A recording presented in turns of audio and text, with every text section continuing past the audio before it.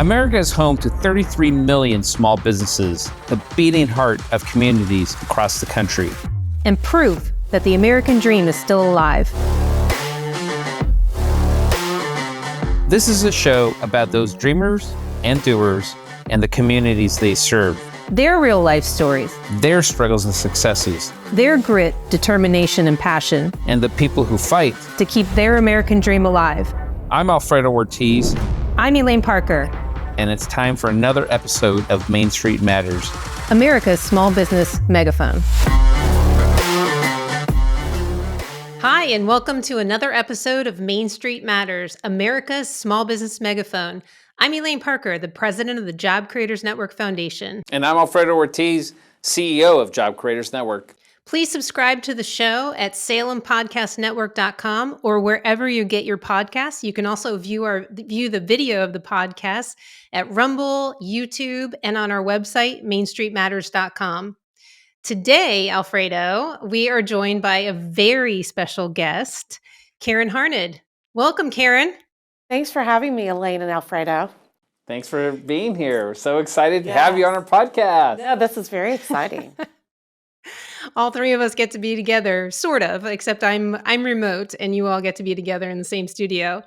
But for our listeners and viewers, Karen is the Chief Legal Officer of the Job Creators Network Foundation.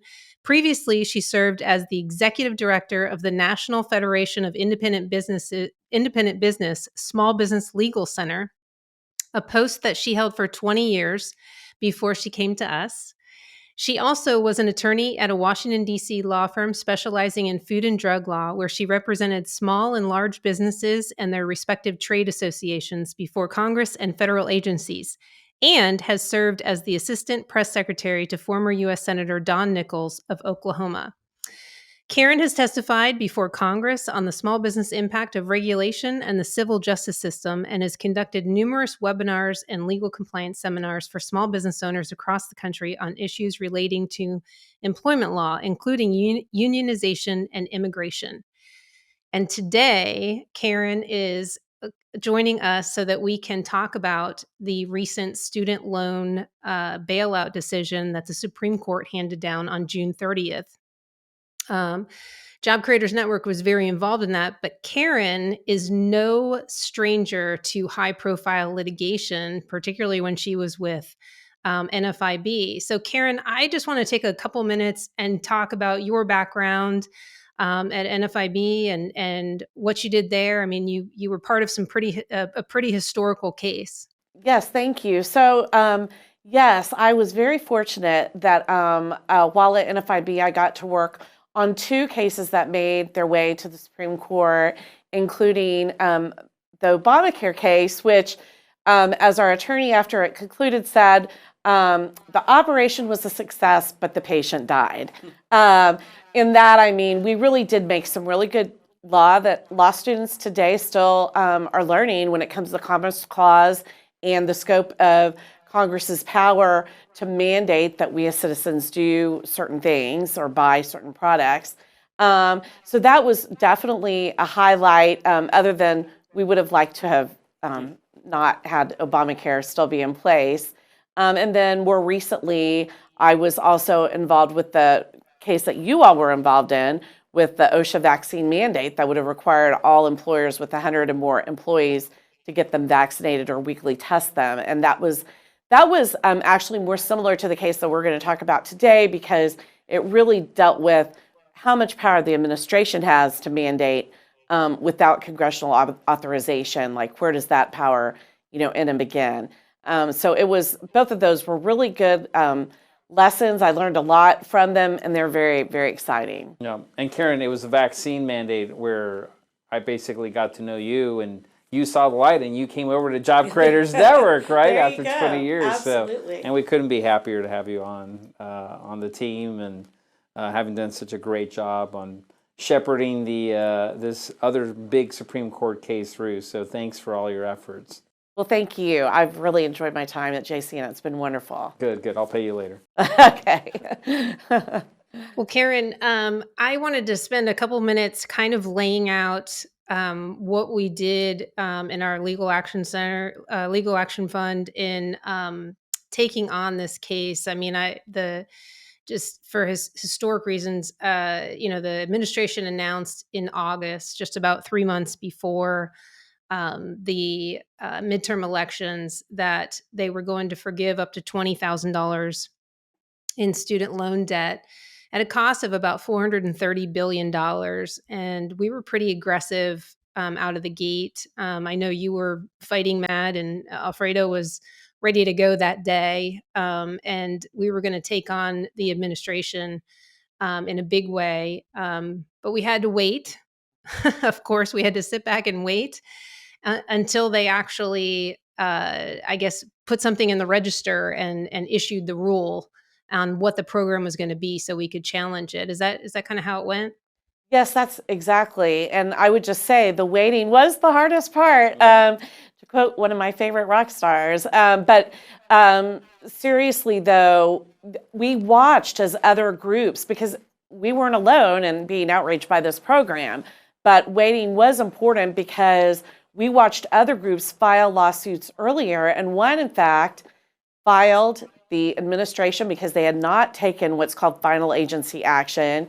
Ended up changing the program so that it mooted that case out. And literally the day after, or maybe 2 days after, that case was dismissed as no longer valid because the administration changed the program. The administration was very, very crafty in how they did this to really try to box out as many people as they possibly could from even being able to challenge this program. But when Alfredo went on national news, because he was on, I think, Fox and Friends, almost right away, basically announcing that we were going to file litigation, we started getting emails from people all across the country telling us their stories, telling us that they had paid off their loans, or telling us that they'd never gone to college.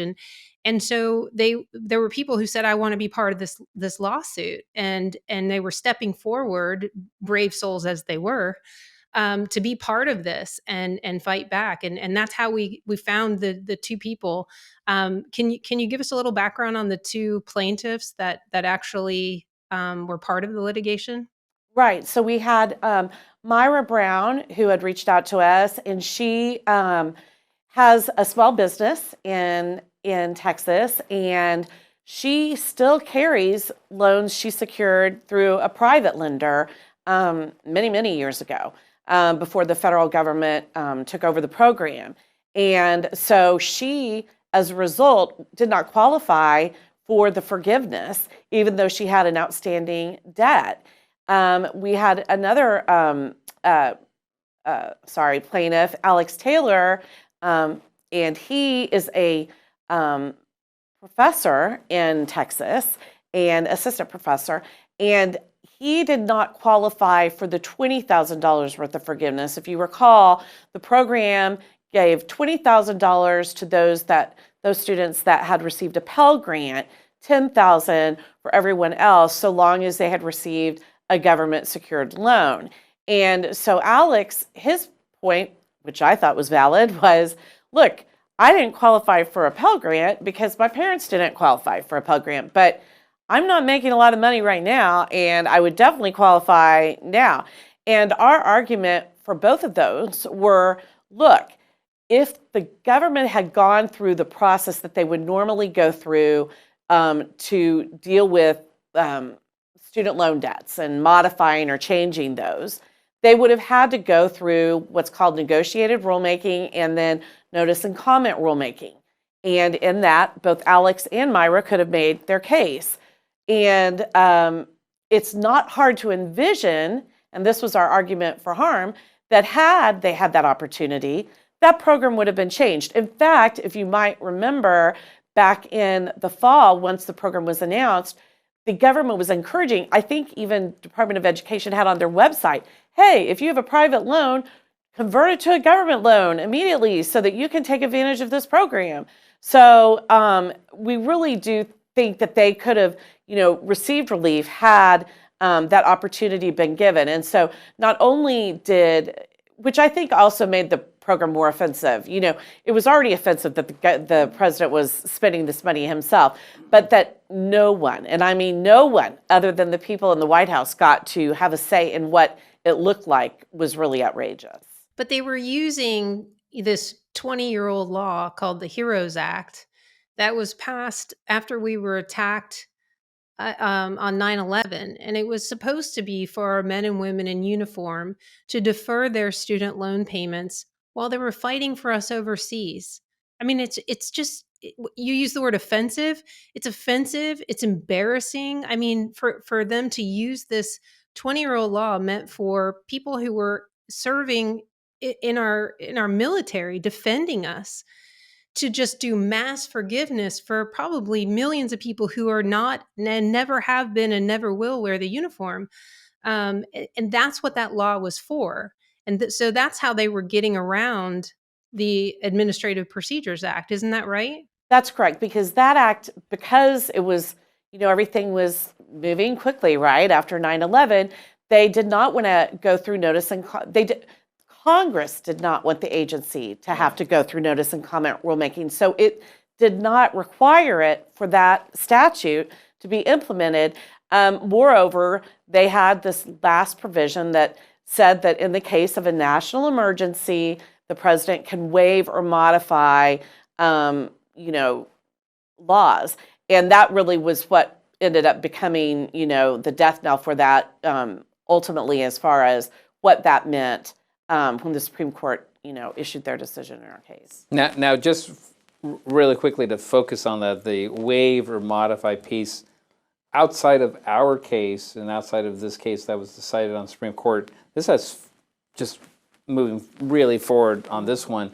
That has a lot of implications, right, on future efforts out of this administration and even any other administration on how much they can waive or modify a statute. Is that correct? Correct. And in fact, I loved a quote from Justice Roberts in the opinion where he said, what they were looking at what waive or modify meant. And I would like to also say, with regards to this is where JCN's briefing in the case was really critical, because we focused a lot on this argument.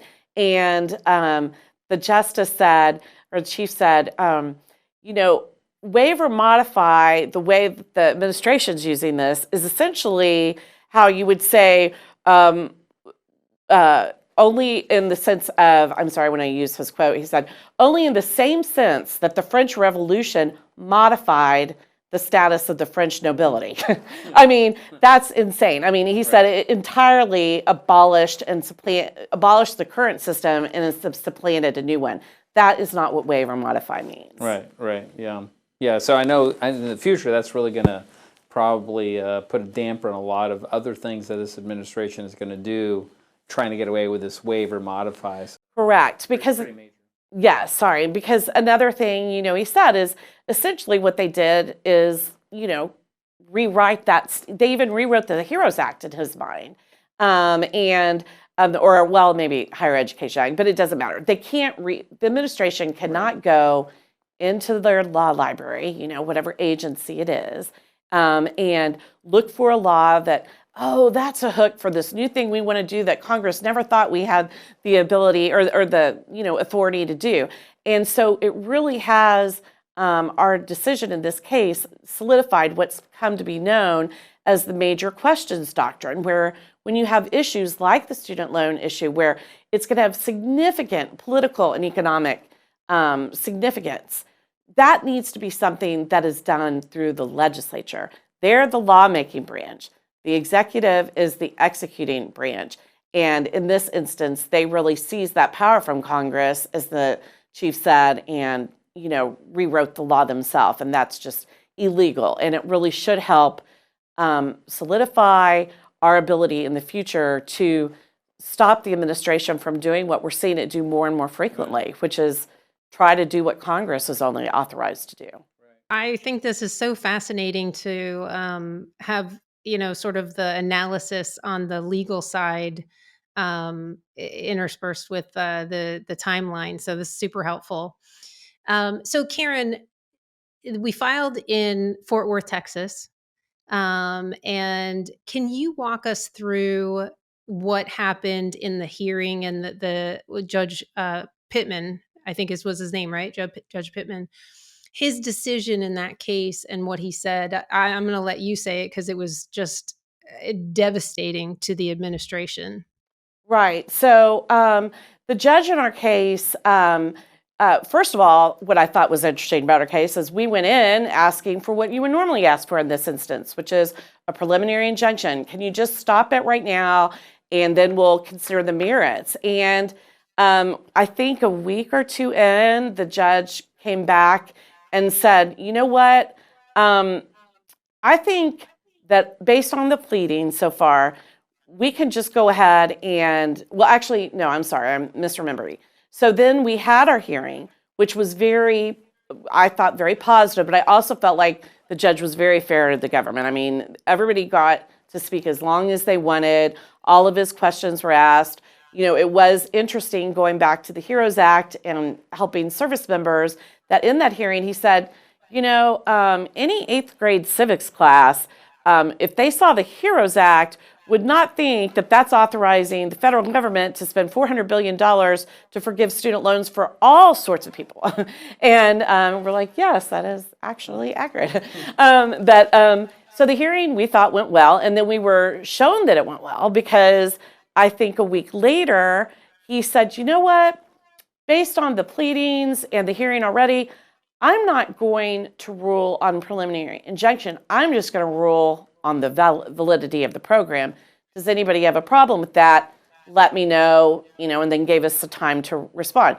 Clearly, we did not have a problem with that. Right. The government did.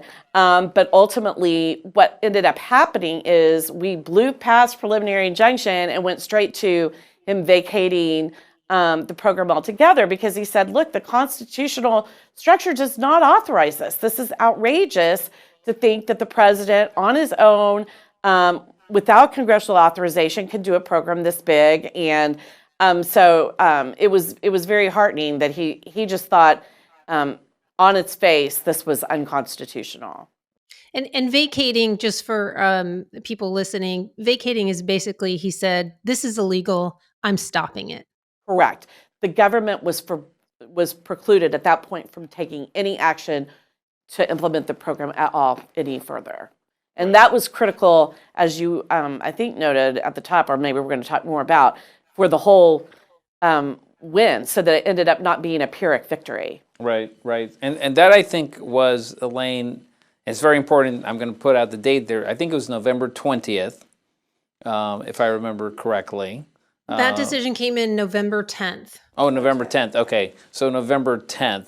And then that evening, we had a letter that was sent out by the Secretary of Education. You want to talk about that? Yeah, so that evening, I think if November 10th was a Thursday, if I'm correct, and coincidentally, we're obviously on the email list for the Department of Education. The Secretary of Education sent out an email to all the borrowers saying that as a result of this Texas case, by this group, us, that the program would have to be stopped. And of course, they reiterated to everybody that they knew the program was legal and that they would continue fighting on, but they couldn't even take any more applications until the legal fight was over. And so that effectively stopped it. What was happening parallel was the 6 AGs, the second case, because remember, there are two cases out there.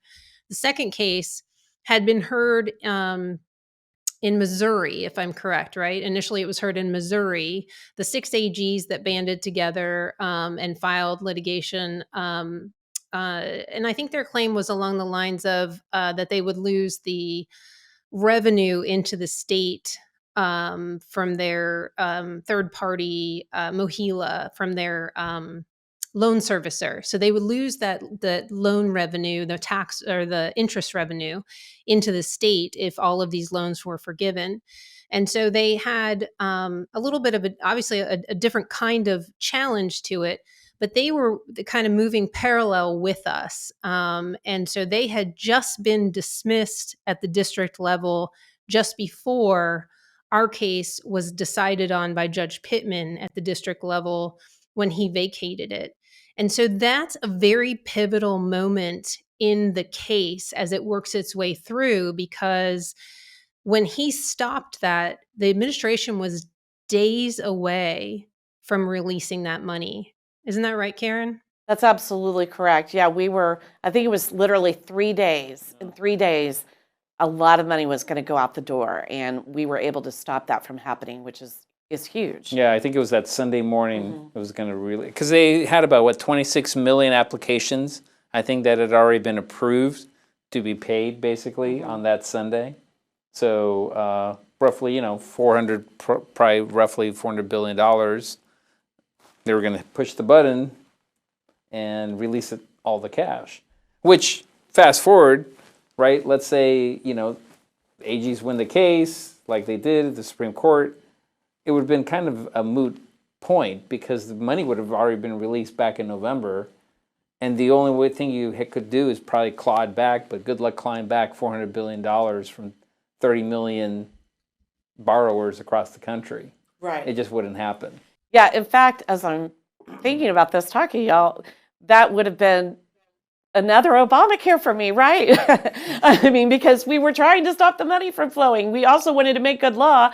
But in this instance, we were able to get the result we wanted and make good law, which is fantastic. Yeah. So then the government files an appeal to the Fifth Circuit, right? And Karen, can you explain how that appeals part works? Because I get a little mixed up. I know there's 16 judges, but we only got 3. Right. So you'll typically, well, not, yeah, yes, I guess typically, I guess there could be few exceptions. But typically with the appeals courts, each circuit has, you know, you're right, 16 or, you know, several, it varies a little bit how many judges they have on their court. But for every case that they get, every appeal, you know, because they're working, you know, the Fifth Circuit where we went, that's Texas, Louisiana, I'm missing another one, but all go up to that circuit. And so as a result, you know, the judges divide out the cases. And so you'll get a 3-judge panel that will first, you know, look at the pleadings and do the motions, practice, or whatever you want to call it, where it's just all the procedural stuff. And then you'll have a panel, some it's the same panel, some is different, that will hear the case. So we had 3 judges that we were assigned in that for that appeal. You want to know my favorite headline after the Fifth Circuit upheld the Judge Pittman's decision in the case? Yeah, I'd love to hear. Obama judge rules in favor, upholds the case. Oh, that's right. I forgot. Yeah. It was a Newsweek headline, and it was fantastic. At the time, I didn't know it was one of them was an Obama judge. No, that's excellent. Every headline we read about Pittman was that he was a Trump-appointed judge, and, you know, somehow, you know, people assume they must be having dinner on a nightly basis. I mean, they don't know each other, right? when the president appoints these judges. And so it was an Obama judge, it was a Bush-appointed judge, and it was a Trump-appointed judge. And unanimously, they upheld what Judge Pittman said. I mean, just incredible. That was an incredible headline. No, that's exactly. And that, I mean, I also just think it shows why we ultimately won. I mean, the administration acted, you know, in a manner that we have never seen before. I mean, beyond even, I would say, even beyond the OSHA mandate. This was just outrageous. Yeah, but really, it was pretty much becoming kind of, you know, just almost typical though of this administration in terms of overreach, right? Because there were a couple of other cases before this one that had pretty monumental implications as well, like the Waters of the U.S. case, the EPA case. Can you want to actually talk about those? Because those were actually also pivotal cases to really slap down this administration's constant overreach, which really is kind of the hallmark of this administration right now. And hopefully this will be the last time, but I doubt it, because they don't seem to be getting the message or care. Don't forget the eviction moratorium. Yeah, the CDC moratorium too. That is sadly not just a Biden problem. That's really started under Obama with the pen and the phone. And that West Virginia versus EPA case that you were alluding to, that really first, I guess, formally announced this major questions doctrine that we're now seeing, really dealt with that, because that was the Obama administration envisioning the entire structure of energy with regards to how they were going to regulate coal plants and utilities. I mean, EPA was stepping out of its authority with regards to how agencies work. I mean, doing things that FERC and state utilities would do. And that really is where the the Supreme Court, really developed that doctrine. But before that, we had the OSHA vaccine mandate case. We had the CDC eviction, which, just listening to that, me say that, CDC eviction. How is the CDC There's a rent moratorium, right? in charge of evicting people? Yeah. So this doctrine is sadly very much needed, because we are just more and more seeing presidents wanting to use their pen and phone to do things that they're not allowed to do. We all get frustrated when Congress doesn't act, but the bottom line is they're the ones that are charged with legislating. And I would just note, you look at the Clean Power Plan rule that went down at West Virginia versus EPA. You look at the student loan forgiveness, and the OSHA vaccine mandate, I think, too, where in each of those instances, not only did Congress not act, they did consider it. I mean, this all came out in opinions. Congress voted not to do the mandate. Congress voted not to give the loan forgiveness. Congress voted not to have a clean power plant. I mean, and so it's just, that would have been called cap and trade. That was that legislation. But that's what makes it even worse, because it's like, it also helps us with our argument that the administration's overstepping, because you literally had these issues before Congress. They literally did consider them. And in each time they said no, and the administration said, you know what, you say no, we say yes, we're going to do it anyway. Right. And they kind of count almost on, like I said, in this particular case, had we not gotten the win that we did in November, the money would have been out the door. So they almost kind of like, okay, like, shoot us. Like, right. What are you going to do about it now? Because the money's out the door. So, Karen, why, or Alfredo, this one's for you, actually. Why was the administration moving so fast? Why did they want to bypass notice and comment? Why did they need to do it as quickly as possible? Well, since I'm the non-lawyer over here, I'm going to say it so you don't have to say it. But it was to buy votes. They had the midterms coming around, and they had this block of votes called the youth that they had made a promise to, and they wanted to buy those votes, and they sure did. Because, in exit polls, it was pretty much shown that that is one of the biggest reasons why youth came out to support, the Democrats in the midterm, was because of the college loan promise, the college loan bailout promise. And so it was clear. And so whenever, I guess, anybody asks, how much does a vote cost? Somewhere between $10,000 and $20,000. Or $430 billion. Well, yeah, when you round up to, the actual number, yeah, it's about $430 billion to buy an election. And Justice Roberts, in the 6-3 decision that struck this entire program down, he quoted Nancy Pelosi. I mean, have you ever seen that? He quoted the Speaker of the House. You know what? I don't know that I have, actually.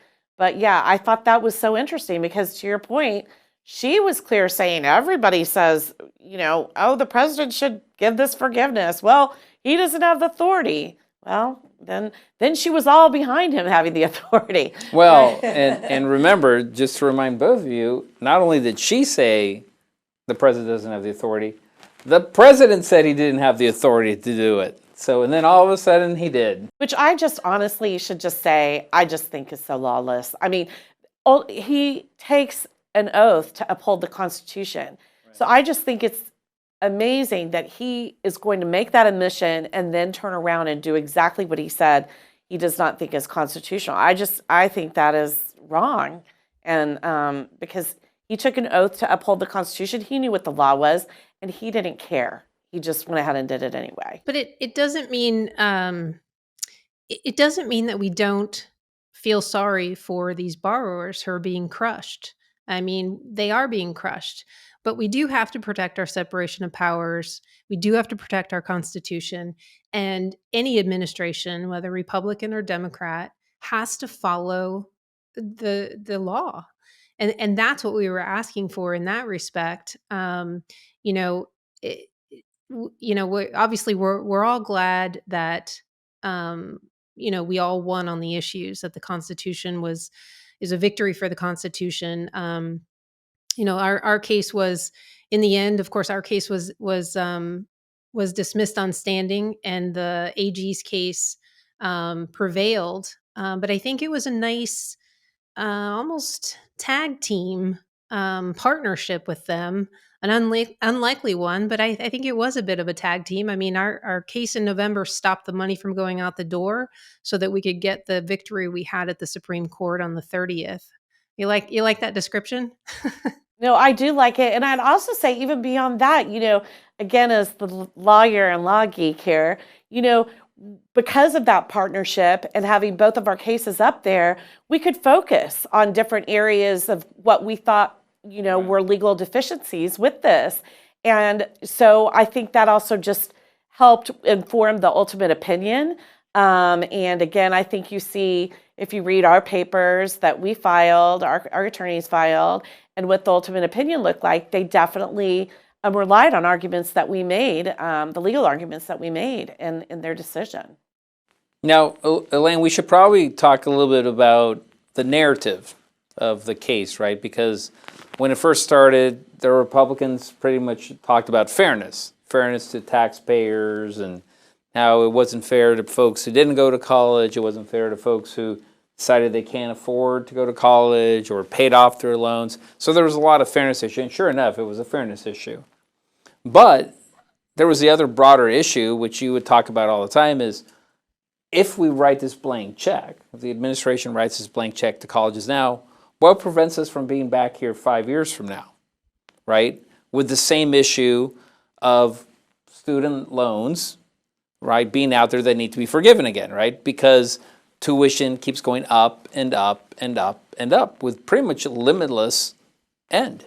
And so I think Job Creators Network, did a good job of really shifting that conversation of fairness really to accountability and saying, wait a minute, are we actually focusing on the right issue and problem, which is the rising tuition cost, and the fact that the college cabal really is able to do this and get away with this, right, and have these kinds of tuition increases that are just way above inflation, and allowing students, first of all, to take out loans that they most likely would not be able to ever afford to repay back, and actually get into majors that we know they wouldn't be able to afford to pay back with those majors, right? And so it was almost kind of calling out I call it a product liability case almost, because they were really selling product that was defective.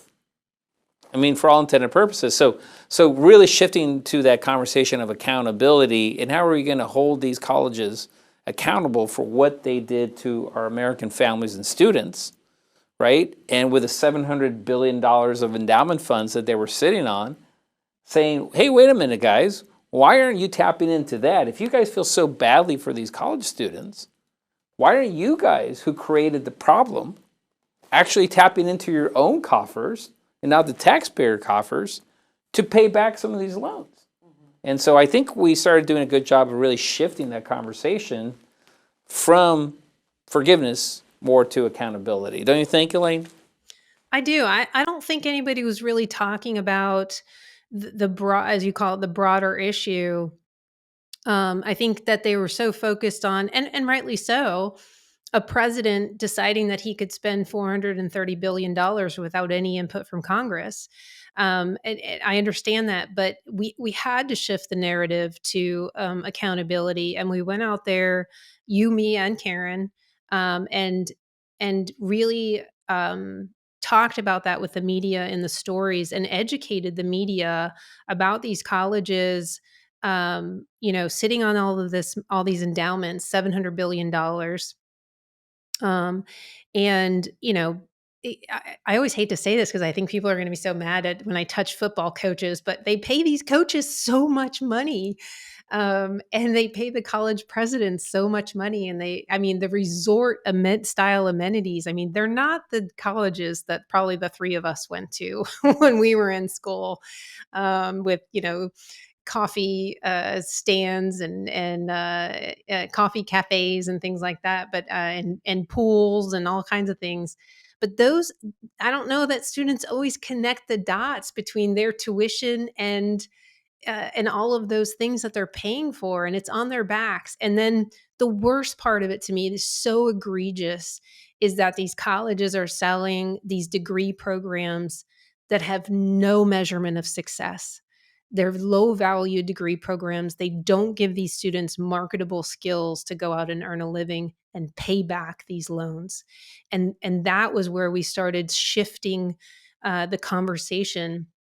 And the end result, I think, has been not just a shift, but actually a cosmic force of solution coming. So there were solutions that are coming out of the Senate Republicans, in the idea of a set of bills, that probably the two of you can probably talk about better than I can. But those are huge steps forward. Instead of just saying no, it was, but let's find a solution. And here's some ideas.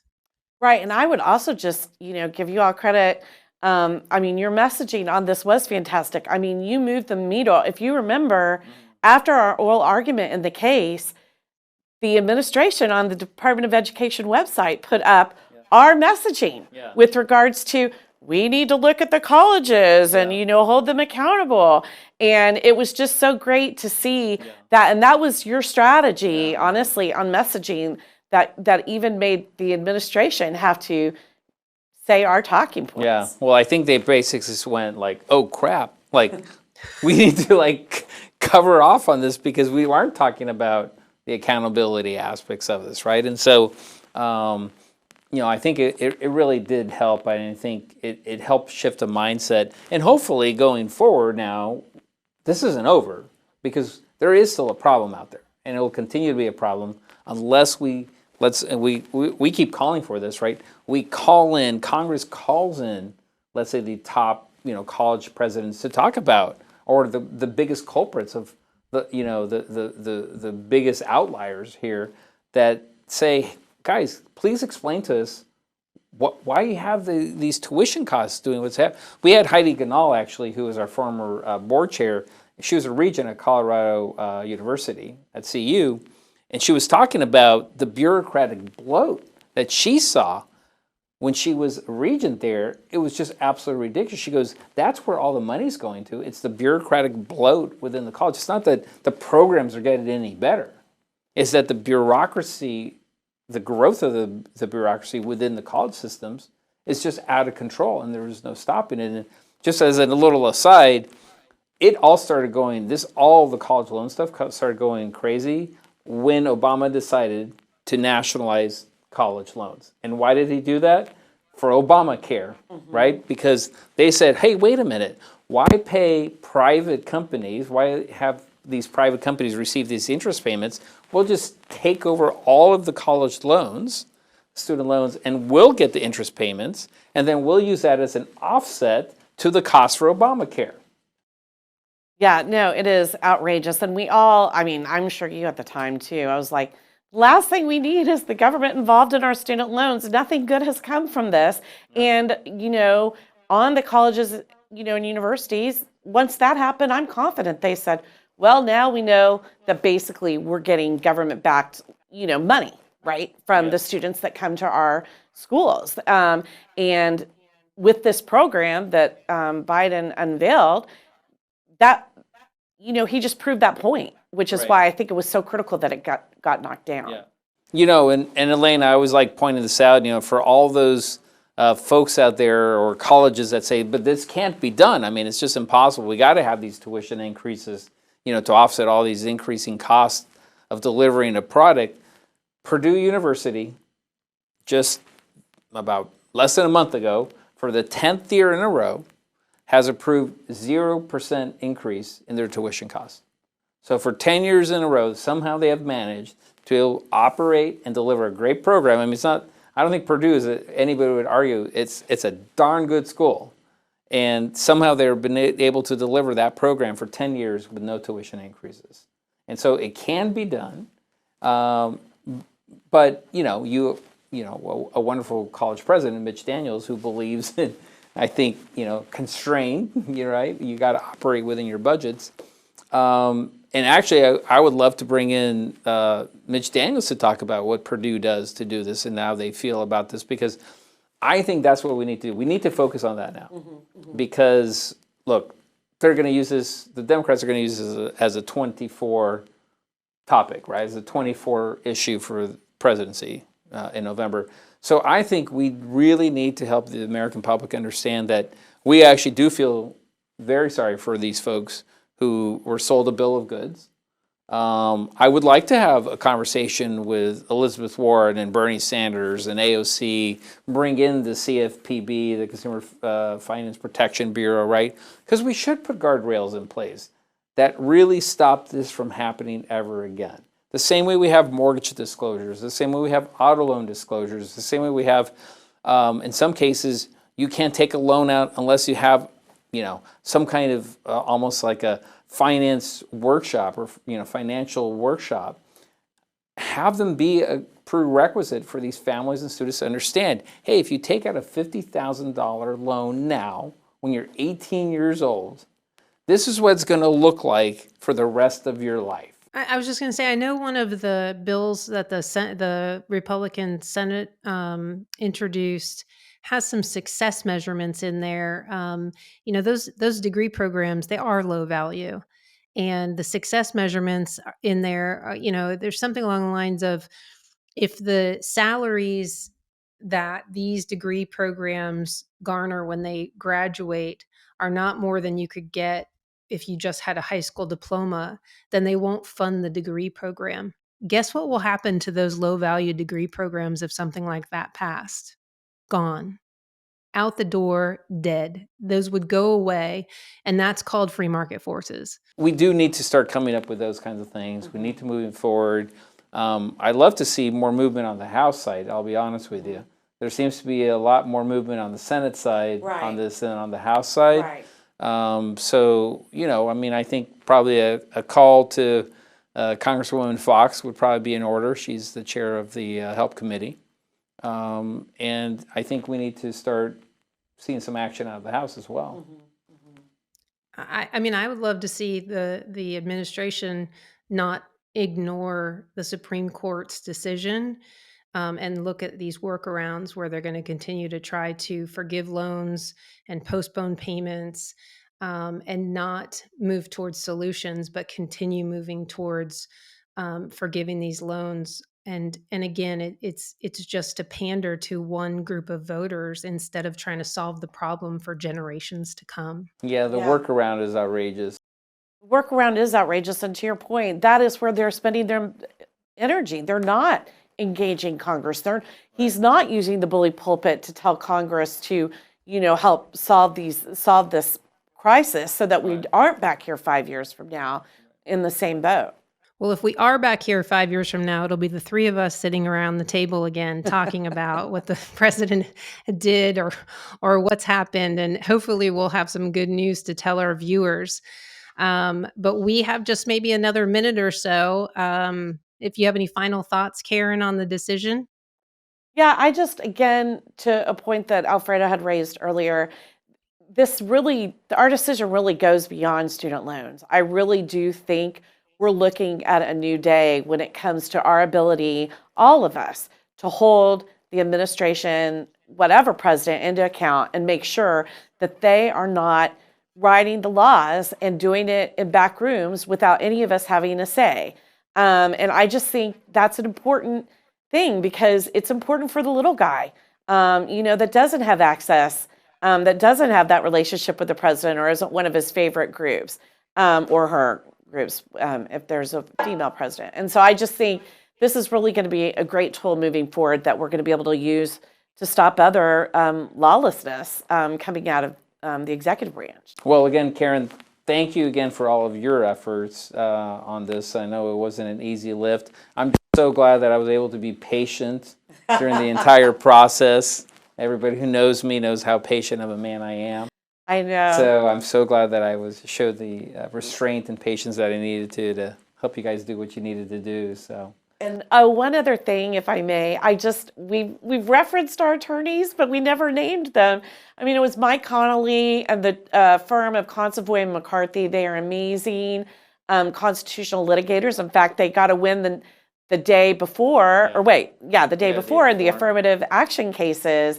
So they're no stranger to the Supreme Court, and their counsel and work was just invaluable. So we're so grateful. Yeah. Thanks, Mike. Great job. Yeah. Thank you so much to Mike Connolly and Consovoy. They did a fantastic job. And thank you, everyone, for joining us today on Main Street Matters, America's small business megaphone. You can subscribe to the show anywhere you get your podcast from. And if you're interested in watching it on the video and checking us out, we're on Rumble and YouTube. And you can go to mainstreetmatters.com and watch from our website, too. Thanks, everyone.